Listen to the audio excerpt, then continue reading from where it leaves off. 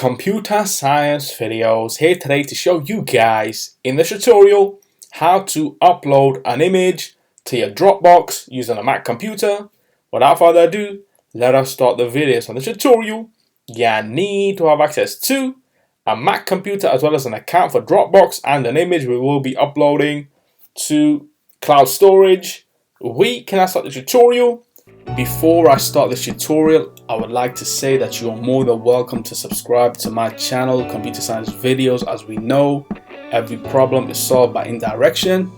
You can also follow my Twitter account. We are trying to grow as fast as ever.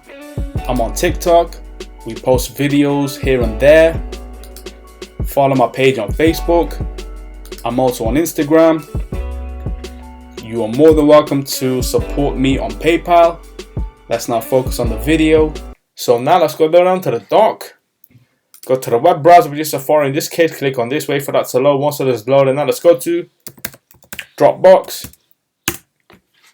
Go to Dropbox.com and then make sure that you are signed into the account. Once that is loaded, go to account, then go to my Dropbox. Let's now go to a brand new desktop. Go all the way down to the dock, go to Finder, locate an image, go to my YouTube channel. There we have YouTube icon, right click, copy, and then paste to the desktop.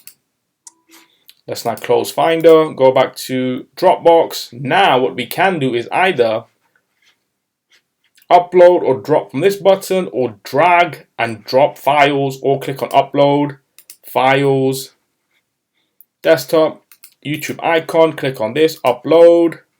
This should now be uploading to cloud storage, Dropbox, and there we have it. The upload has been successful.